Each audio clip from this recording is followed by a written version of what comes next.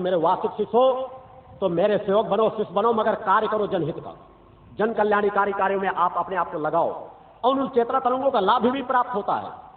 क्योंकि चेतनावान गुरु यदि उनके नजदीक चेतना कोई भी शिष्य रहता है तो भी चेतनावान धीरे धीरे करके बनता चला जाता है। ब्रजपाल चौहान जिसे आप सभी यहां परिचित होंगे, क्योंकि आप लोग चाहते हैं जानना कि ऊर्जा का क्या नजदीक साने सत्संग की जहां बात आती है कि वास्तव में यदि तुम सत्य का संग कर रहे हो तो मैं कुछ बोलूं या ना बोलूं, तुम मेरे सामने बैठे भी रहो तो भी तुम्हारे जीवन में कुछ ना कुछ परिवर्तन आएगा जब तुम इस स्थान से उठ करके जाओगे। यही ब्रजपाल चौहान आज से 13-14 वर्षों से तो मेरे साथ ही रह रहा है, मगर इसके पहले एक दूसरी संस्था में रह रहा था। क्योंकि जिस तरह के हम जिन गुरुओं के सानिध्य में हम जाएंगे, क्योंकि जो मैंने बार कहा कि यदि मानव कीड़ों मकोड़ों के साथ रहने लगे, जन्म लेते तो कीड़ों मकोड़ों के समान ही क्रियाएं करने लगेगा, पशुओं के समान साथ रहने लगे तो पशुओं के समान ही क्रियाएं करने लगेगा। निश्चित संस्कार होते हैं, संस्कारों के फलस्वरूप अनेकों प्रकार लोग भटकते हैं कि चिंतन होते किसी न किसी साधु संत की सन्यासी की शरण में चले जाते हैं, और यदि उनके अंदर पात्रता नहीं है तो आपके अंदर की भी पात्रता घटती चली जाती है। ये ब्रजपाल चौहान जहां बैठता था 1 मिनट नहीं होता था नींद आने लगती थी। 24 घंटे में 17-18 घंटे आलस्य से घिरा रहता था, और आलस्य का परिणाम धीरे धीरे हुआ कि कुछ ऐसी घातक बीमारी आ गई कि जिन बीमारियों के फलस्वरूप 2-3 बार मृत्यु के अंतिम कगार तक यही व्यक्ति पहुंचा है। जो सामने आपके कैमरा खींचना आपके सामने खड़ा है, मेरा सबसे नजदीकी प्रिय शिष्य है। ऐसा नहीं कि मैं उसकी सेवाएं अपनी करा रहा हूं।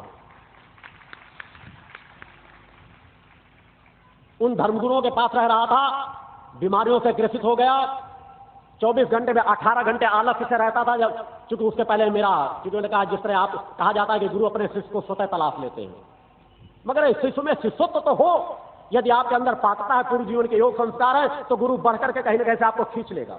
और वही क्रियाएं ब्रजपाल चौहान और मेरे बीच हुई। कुछ ऐसे संपर्क हुए और वो बढ़कर के आया उस दूसरी संस्थाओं, और यहां पर जबकि उस समय तो मैं और सामान्य सा जीवन जीता था, मगर वो वैभवशाली संस्था थी, अपने आप को सब कुछ कर पाने में सामर्थ्यवान कहते थे, मगर फिर भी खींच करके कहीं ना कहीं बात हो चुकी। सत्य अंदर बैठा था, उस सत्य ने सत्य को पहचाना। मेरे पास भी आया, जब आता तो मैंने तत्काल, क्योंकि वहां भी जिस संस्था में रहा करता था शिष्य भाव विरा करता था और उन गुरुजनों के सबसे नजदीक रहता था, उनकी गाड़ी चलाया करता था। मेरे पास भी आया, मेरी भी गाड़ी चलाना शुरू कर दिया। शिष्यों ने कहा गुरुदेव जी ये तो आपको मार डालेगा। गुरुदेव जी निश्चित मान लीजिए कि उस संस्था से आपके पास आपको मारने के लिए आ चुके। जो मैं आज भाषा बोल रहा हूं वह भाषा 13-14 साल 15 साल पहले भी मेरी थी। 15 साल पहले भी मेरी चुनौतीपूर्ण चुकी। है निश्चित था कि दुर्भाग्य है कि मेरे साथ बुद्धिजीवी वर्ग का समाज उन विचारधाराओं को पकड़ नहीं सका, उस आवाज को अपनी आवाज नहीं बना सका जो सत्य की आवाज थी। अंततः यह आवाज साथ विश्व के कोने कोने में गूंज रही होती और आज देश का मान सम्मान बढ़ रहा होता, लोग लाभान्वित हो रहे होते। आज लाखों करोड़ों नहीं अरबों लोग नशा मुक्त जीवन जी रहे होते, क्योंकि मेरी चेतना तरंगें वहां तक पहुंच रही होती। क्योंकि यदि एक बुद्धिजीवी वर्ग का समाज, एक राजनीति से जुड़ा व्यक्ति, एक समाज सेवक यदि वह चिंतन पकड़ ले तो लाखों करोड़ों का कल्याण कर सकता है। मैं तो एकांत साधना में सदैव रहना चाहता था, और बार बार आज भी आह्वान करता हूं। मैं संस्थाओं का विरोध नहीं करता कि जो संस्थाएं आज भी बढ़ करके आ जाएं, तो मैं कह रहा हूं एक बार भी मैं समाज के बीच अपना चेहरा नहीं दिखाऊंगा, एकांत मुड़कर मां के चरणों में बैठ जाऊंगा और अखंड साधना में रत रहूंगा। मगर मैं जो कहता जाऊं वह समाज के बीच करते जाएं, अपने आप को पुजवाएं, मगर समाज में परिवर्तन तो लाएं।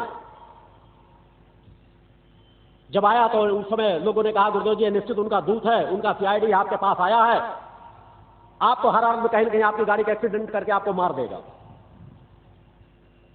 मैंने कहा यह तुम्हारी समझ है, गुरु जानता है कौन मेरा शिष्य, कौन मुझे मारने आया है या कौन क्या पाने आया है।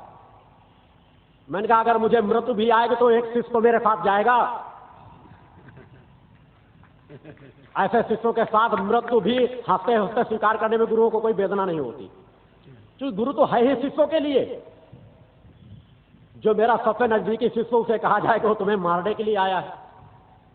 निश्चित रूप से जब ये गाड़ी चलाता था, मैं चेतना तरंगों की बात कर रहा हूं, क्योंकि सामने देख रहा हूं जो व्यक्ति कई बार एकदम हड्डियों के ढांचे में बदल गया है, 10-10 दिन तक बिस्तर से करवट लेना मुश्किल हो गया, और मुझसे कहने लगा था गुरुदेव जी मृत्यु दे दीजिए, मैं कष्ट सह नहीं सकता। मगर धीरे धीरे परिवर्तन आया, चक्र परिवर्तन का तरंगें मेरी कार्य करती चलेगी। मैंने कहा जिस तरह तरंगों की बात कह रहा हूं कि चेतना तरंगों के यदि हम सत्संग करते, जिस तरह आज भी आप मेरे सामने बैठे, जो मैं चेतना तरंगों की बात कह रहा हूं, प्रमाण सामने कह रहा हूं, जो कि प्रमाण आप इसी को जानते हैं, उसके परिजन परिवार की भी माता जी वगैरह आई होंगी, शायद वो भी कुछ समय मिल पाया हो, क्योंकि मेरे पास ही रह रहा है। वहां रहता है, उनके परिजनों से भी पूछे क्या उन तकलीफों को उसने भोगा कि नहीं भोगा, कि जीवन में 3-4 बार मृत्यु के अंतिम कगार तक गया। वह स्वतः सोचने लगा तो शायद मैं कल का सूरज देख पाऊंगा या नहीं देख पाऊंगा। मगर मेरे नजदीक आता गया, गाड़ी चलाता था तो ये 4 घंटे की ड्राइविंग होती थी तो 3 घंटे सोता था, हाथ में स्टीयरिंग उसकी रहती थी, गाड़ी बस माँ भरोसे चलती थी। क्योंकि मैं अगर ये कह दूंगी तो फिर आप लोग ये कहने उद्योग जी मैं शब्द का संबोधन कर देते हैं, तो माँ शब्द से अगर भ्रांति ना पैदा हो तो मैं बार बार कह रहा हूं कि बस ये समझ लो माँ की कृपा से चलती थी। सोता रहता था, गाड़ी चलती रहती थी। वो भी समझने के चिंतन है कि क्या सोता हुआ व्यक्ति कोई गाड़ी चला सकता, मगर चेतना तरंगे साथ में कोई चेतनावान गुरु बैठा हो तो सब कुछ संभव है। बगैर स्टीयरिंग पकड़े हुए भी गाड़ी चल सकती है। पुरुषोत्तम भगवान की जय। धीरे धीरे परिवर्तन आता चला गया। आज वही व्यक्ति जो 17-18 घंटे सोता था, आज कार्य के लोगों को लगता है वो बस गुरु जी के नजदीक रहता है, 17-18 घंटे कार्य करता है, आलस से नजर नहीं आएगा, केवल उसको जानकारी हो गुरु जी का कार्य जनहित में करना जरूरी है। रात रात भर भी जगेगा, कोई परेशानी उसको महसूस नहीं होगी।